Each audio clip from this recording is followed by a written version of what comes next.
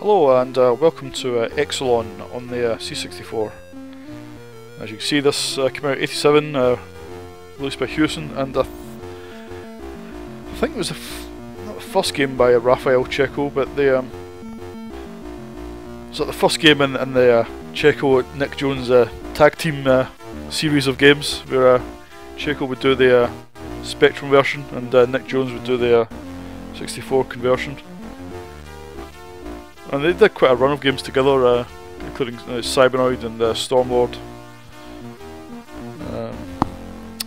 Right, let's get started. You control this little guy here. Whoops. As you stand the controls left, right, up to jump. And once you've committed the jump, you can't turn in mid-air or anything like that. If you press fire, it shoots normal bullets. If you hold down fire, it launches a little rocket out the back.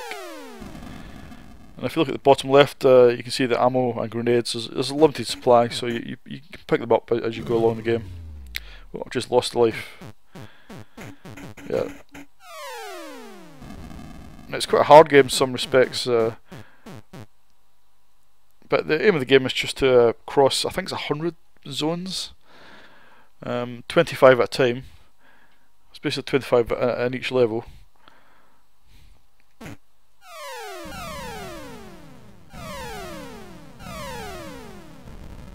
Quite good sound effects actually. I've sort of played this more on the ZX Spectrum, but the 64 version, even though it doesn't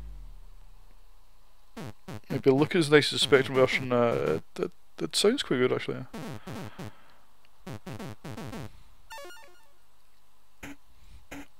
Now these little flashing gates are little teleporters, so you walk into them, push up, transports you.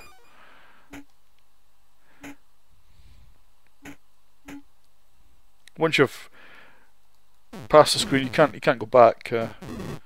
So you can exit the screen from the top or the bottom. Sometimes it's more beneficial to do be either at the top or the bottom, but you can't actually go back if you want to change your mind. You can't change your mind. So it's a matter of experience, really. Those little boxes, that's me topped up my grenades. Yeah, the hardest part of the game is when you get near the edge of a screen. Once you get close enough, once you get close enough, the alien attack wave stop, but you've just got to get there. Right, here we go. Now, I think the graphics are okay. I mean, you can see they have been slightly recoloured from the Spectrum version, but I think if you look at the main character in particular, the Spectrum origins of the game are definitely clear. But the character's quite nicely animated, so you know, quite nicely defined, really. Since he's in high res.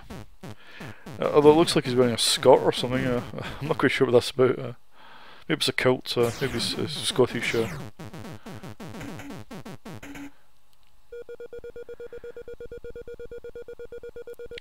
once you get close enough to these big cannons, you can touch them and that deactivates them. You get some bonus points.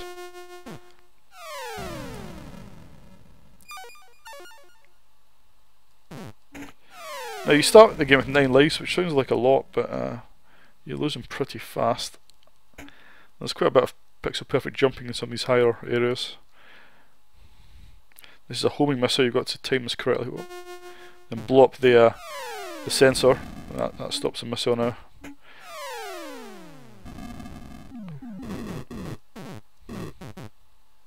Now I remember when this came out, it came out the same month as Game Over came out. And Zap 64 magazine said, well, they reckon they were both similar games, but actually I think this plays far superior. I think they're similar games in regard that they're both sort of left to right walking, static flick screen games. But apart from that, I don't think they really play all that similar.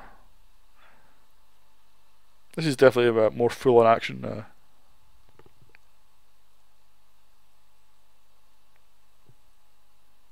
Right, this little booth here, this is where you can make a choice that you won't buy it, and then get some bonus points at the end of the level, or you can, oops, I get killed there, or you can enter the booth and put on the exoskeleton, which gives you more firepower, and you're invulnerable to some things like those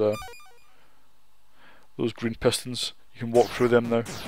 So I've went for the chicken option, and went for the exoskeleton, but you don't get the big bonus at the end of the level now.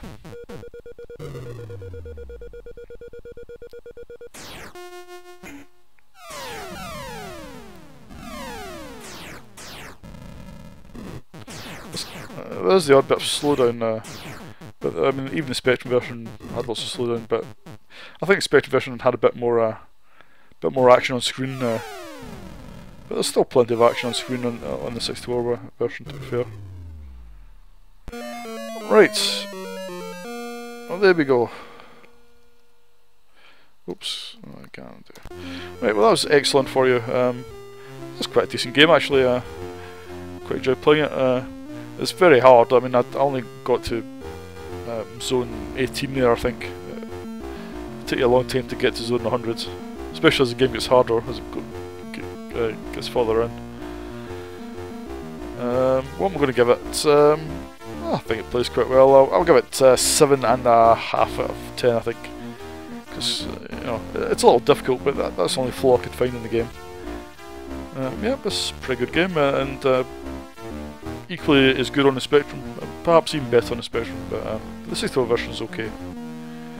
Right, that's all for this video. I'll see you in the next video.